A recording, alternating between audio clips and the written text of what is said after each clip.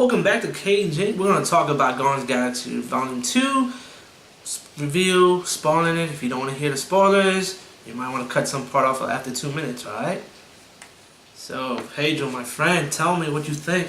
Well, I'm happy to say that Guardians of the Galaxy Volume 2, it is my favorite Marvel movie to date.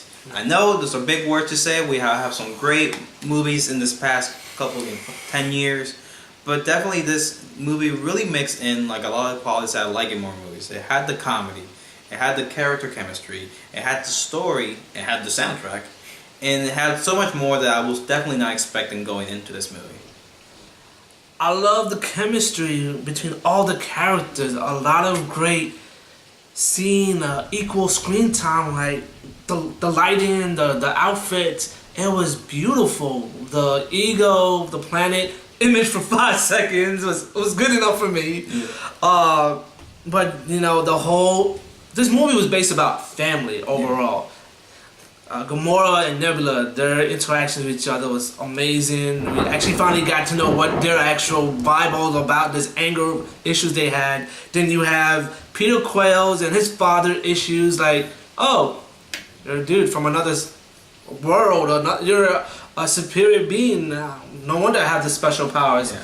But toward the end, he lost the powers because, you know, his dad was actually the villain. Yeah. And I was surprised because I wasn't expecting that going in. Same here. But, you know, going back to your theme, you know, the theme of family is definitely, you know, prominent throughout this film. And I think it's definitely a welcome addition because I feel that the group that we have in Guardians, you know, we got Drax, Peter Quill, Rocket, Groot, Gamora, and, you know, some new members that we'll see. Mantis. Mm-hmm. You know, Mantis. We'll see some members in later films.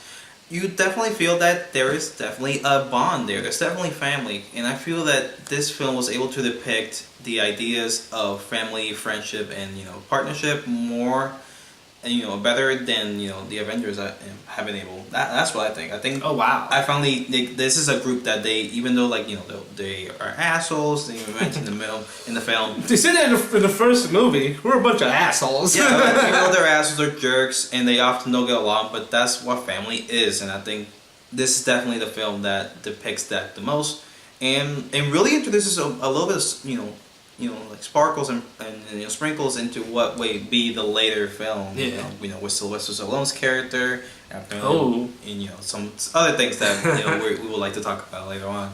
Most likely, since you just mentioned Sylvester Stallone, his character is one of the original Guardians of the Galaxy. Yeah. And I was surprised they were to keep that very like hidden. Like nobody knew that before going to the movie. Yeah, it was pretty cool that we know how Yondu, Rocket really. They really get to know each other. Yeah. You know, they're like, looked at each other and like, yeah, we're almost the same. Yeah. But yeah, I love that chemistry. Like, this whole movie is great chemistry throughout the whole, like, it was just so awesome. I love this movie too a lot. I still listen to the soundtrack almost every day. Baby Groot, there's no more adorable creature in this world than Baby Groot. Not a puppy? No, Baby Groot all the way. Not a kitty? I would like to have a Baby Groot. Oh wow. Yeah, just leave I treat just beat all these animals for a pet. Yeah. But yeah, it's awesome. Yeah, I definitely love his interaction when he's trying to steal the key.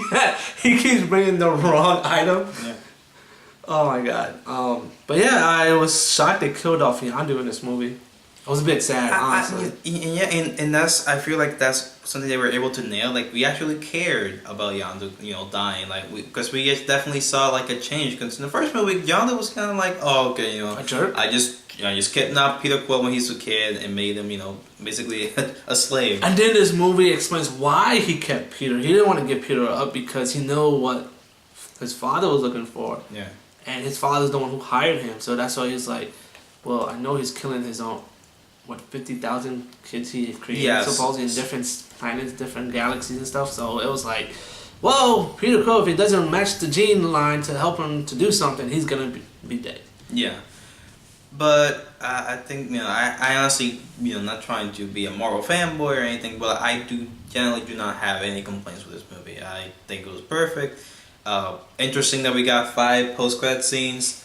Some of them are just funny Oh my quips, God. and some of them are actually really solid things that we may look for. How did Doug return for a few seconds? Actually, he was there for like almost a minute because he kind of like kept popping up more and more. Yeah, on and off from throughout the movie. Yeah. And we got Adam Warlock maybe appearing in the next film. I hope. The old Guardians coming back again. Yes. Got that. Oh my God. What's the Watchers? I think. Yeah, the Watcher Stan Lee. Oh my God. Stan Lee's the same character. He is a Watcher. That's why he's everywhere. It makes so much sense now. I mean, eventually they have to explain why the hell we see Stan in Fox movie, Sony movie, MCU. Like, because they're all connected. I'm actually gonna put out another video and talk about the Fox and Sony MCU. Something's gonna happen big in the next 5 years from now. I have a feeling something's going on, and other movie productions out there.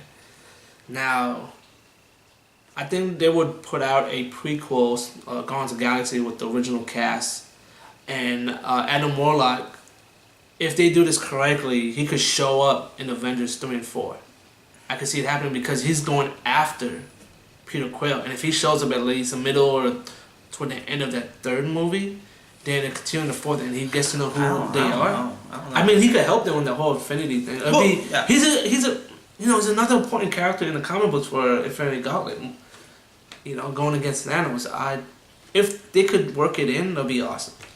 I would love to see that because he's definitely a prevalent character in the comics, but I feel that the movie's gonna be jam packed with a lot of things. We got Thanos coming in. We got how they're gonna mix the Earth Avengers, interacting with the Guardians. How is they're going out of space? It's right now.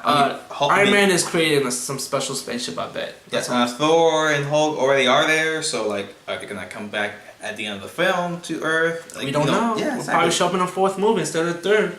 Because when is Avengers coming out? Next year, 2018. No, is it coming out next year? Yeah. No, because we got Black Panther. Right. We got Captain Marvel, I think. No, that's after. Oh, that's after the first Avenger. Yes. The first Infinity War. Yeah. So yeah, we still.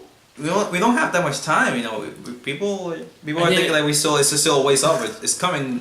And don't forget, we got Inhumans TV show coming out later this fall, and if you saw Agents of S.H.I.E.L.D., you'd be like, what? What's going on here? Because at the end of that episode, they're out in space. So who knows what's going on? So go ahead, drop a comment, share, tell us what you think. Yes, please. We appreciate any support. See ya.